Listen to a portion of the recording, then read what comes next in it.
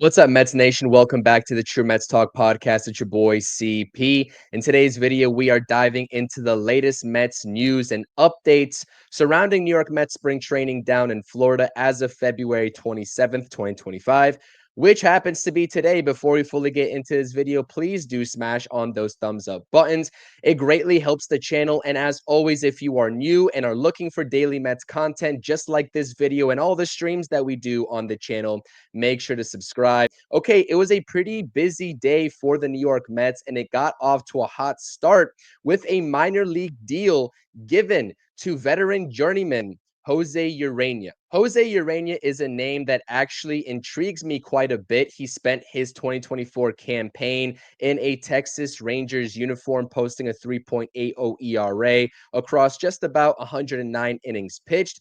And the deal with Jose Urena is that he's going to be in spring training. We will see if he's able to carry some of that magic over that he found in a Texas Rangers uniform, but he has the ability to be a versatile arm both in the rotation and in the bullpen. Now, the numbers in the bullpen were a hell of a lot better for Jose Urena in a Rangers uniform last season. And if he actually makes the Mets opening day squad, I would expect him to be as such in the bullpen. And I'll get to why that's important because it kind of feeds into my ongoing narrative, especially the one that we have been discussing over the past couple of streams in our post games, if you have missed those, surrounding another particular name that is slated to be in the Mets bullpen as of right now. But again, Urena has to impress. He's only on a minor league deal, and his roster spot clearly is not guaranteed given the competition for one of those last bullpen spots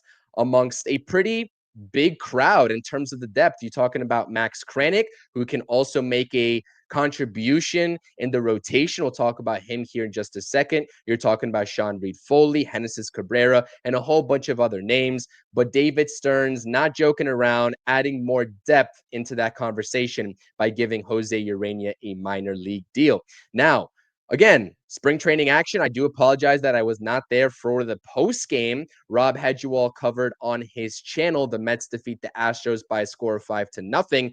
I unfortunately couldn't watch this game. I was box score watching. I was out and about, and I'm pretty sad that I missed this action because Brett Baty and Ryan Clifford both homering in today's game versus Houston is absolutely huge news. Ryan Clifford for obvious reasons, and same thing with Brett Baty for obvious reasons that we've been talking about on the channel for the last couple of days, especially that last bench spot, roster spot come opening day between the likes of Brett Baty and Luis Angel Acuna. If you missed that video where I broke it all down and discussed that very topic, it's going to be in the description down below. It is also on the channel if you click on the home page. But Brett Baty is clearly off to a scorching hot start, to his spring training. I believe he's 6 for his first 11, 2 home runs, 1 double. So half of his 6 base hits are extra base hits. He is getting lift on the baseball, which is the biggest concern that we've been talking about surrounding Brett Baty's bat over the past couple of seasons. And we will continue to monitor how that bat progresses because at this point, he is getting off with this hot start. He is leaving no room for questions to be asked with this Mets front office in terms of having him on the roster versus not, or starting his season off in AAA. So Brett Baty homering today, going 1 for 3, I believe, with a couple of RBIs, which is always good to see. And again, Ryan Clifford, the other Mets lefty prospect, first baseman / corner outfielder, acquired in the trade from Houston alongside Drew Gilbert, also homering and showing his biggest asset with the bat, which is his home run power. So awesome to see that from Ryan Clifford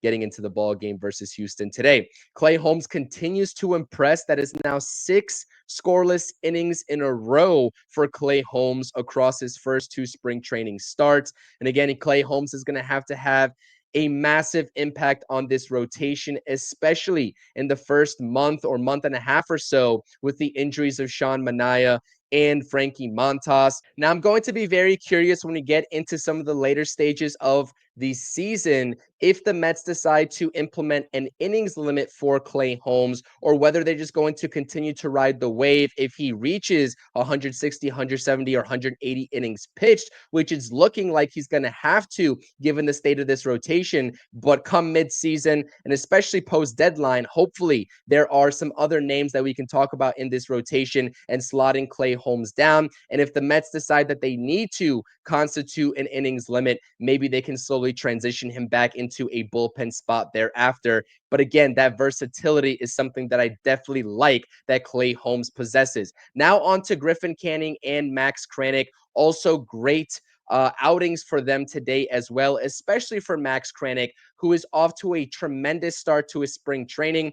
Does this sound repetitive or familiar? We're talking about great starts to spring trainings for a multitude of guys: Clay Holmes, Brett Baty, and now Max Kranick. Max Kranick is an interesting name to watch out for, especially as the Mets are searching for starting pitching depth. He definitely falls into that category. He's also a versatile arm that can appear in the bullpen if need be. But when we're talking about uncertainties in the fifth or sixth spots in the rotation, can Max Kranick impress and sway the minds of the Mets front office enough in order to gain one of those spots come opening day? That's something that I'm actively watching out for. And Griffin Canning posting a scoreless 1 2/3 innings pitched today against Houston. He ran into some trouble with runners on base and got out of some jams. He went 1 2/3 innings pitched.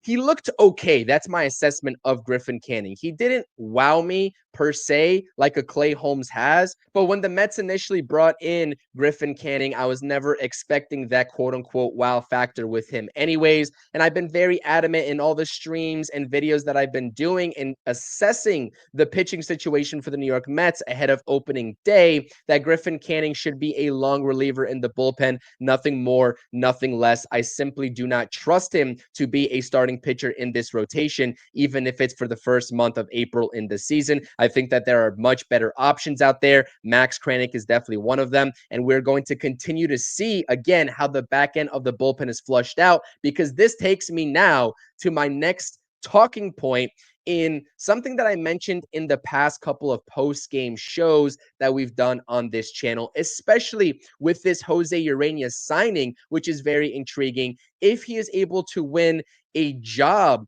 in the front end of the Mets bullpen, right? Maybe even as a long reliever, can that signify something larger in terms of a name like Jose Butto transferring over to the rotation as a band-aid effect type of move now that Montas and Manaea are going to start their seasons on the IL? And when Tim Healy actually broke this news, I had a pretty interesting interaction with Tim Healy this morning.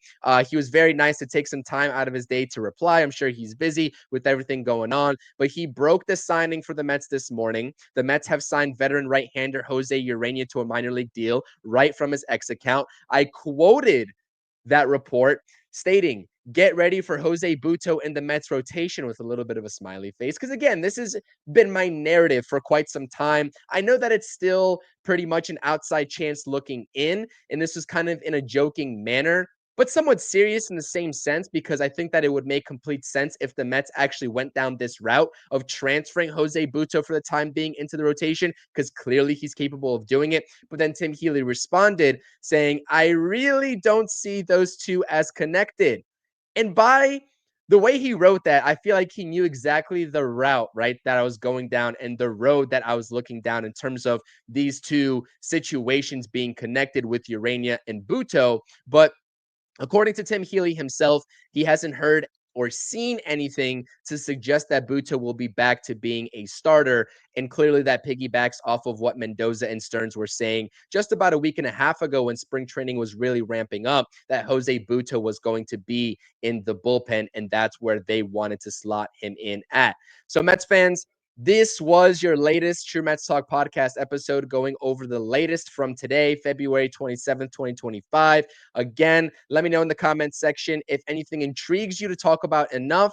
Let me know your thoughts and opinions. Subscribe to the channel. And as always, hit those thumbs up buttons. And until next video or stream, it's your boy CP. Let's go Mets. I'm out. Peace.